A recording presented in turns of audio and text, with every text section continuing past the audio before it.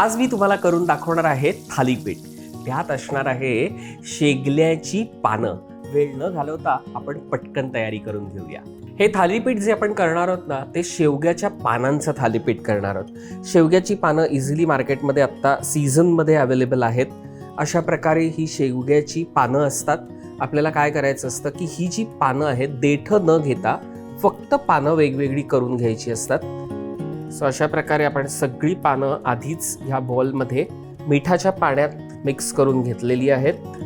ती स्वच्छ धुवून घेतलेली आहेत. आता मी काय करणार आहे, एक मोठा बोल घेणार आहे. त्याच्यामध्ये ही जी पानं आहेत ती सगळी पाणी व्यवस्थित काढून बोलमध्ये घ्यायची आहेत. इथे मी आलं घेतलंय, बारीक चिरलेलं आहे ते 2 टीस्पून. तसंच मी इथे बारीक लसणाचेही तुकडे करून घेतलेत. धणा जिरा पावडर साधारण 1 टीस्पून. चवीनुसार मीठ.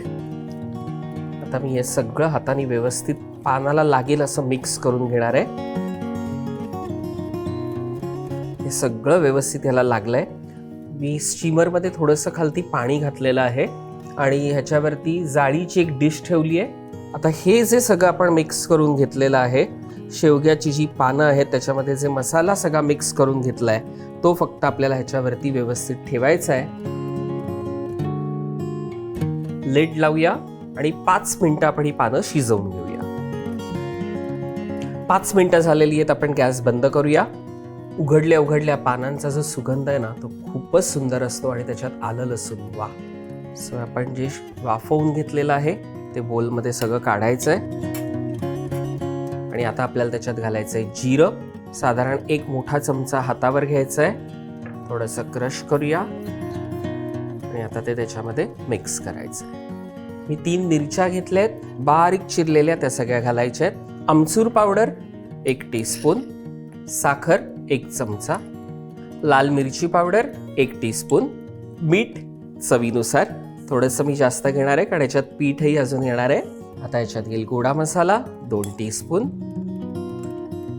बारीक चिरलेली कोथिंबीर, बारीक चिरलेले 2 कांदे. हे सगळं पहिले आपल्याला मिक्स करून घ्यायचंय.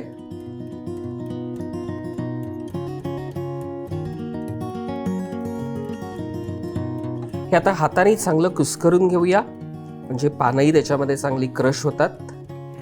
हे सगळं हाताने छान चुरलं ना की या कांद्याचं पाणी पण सुटतं.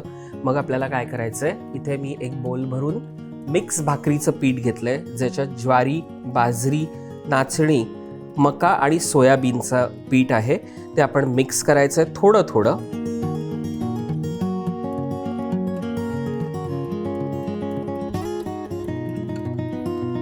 साधारण 1/2 किलो पीठ आहे मिक्स भाकरीचं. ते सगळं घेऊया. पहिले आपण पाण्याविना सगळं व्यवस्थित मिक्स करून घेतलं होतं. आता आपल्याला फक्त थोडंसं पाणी घालायचंय मळण्यासाठी.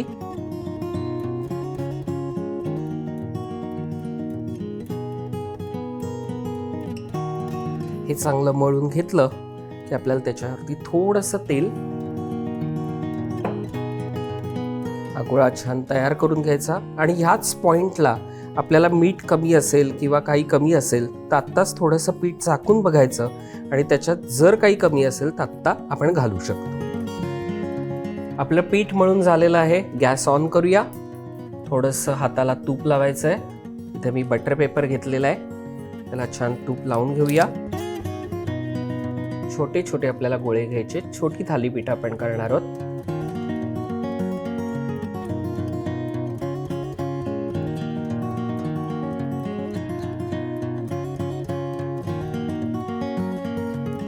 ते होल करूया त्याला. तव्याला आपण तुपारी चांगलं ग्रीस करून घेऊया.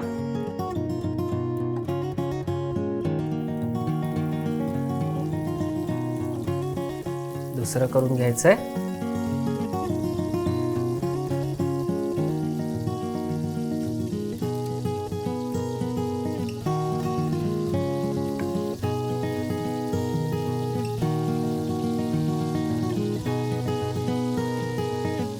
मधून तूप घातलं, त्याला ग्रीस केलं की काय करायचं, हे झाकण ठेवायचं आणि छानपैकी त्याला शिजवून घ्यायचंय. पण दुसरी बाजू पलटून घेऊया त्याला.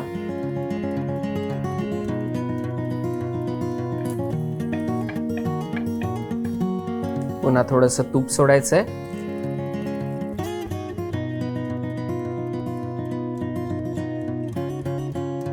खमंग खुसखुशीत असं आपलं थालीपीठ तयार आहे, ज्याच्यामध्ये आहे भाकऱ्यांचं पीठ आणि शेवग्यांची पानं.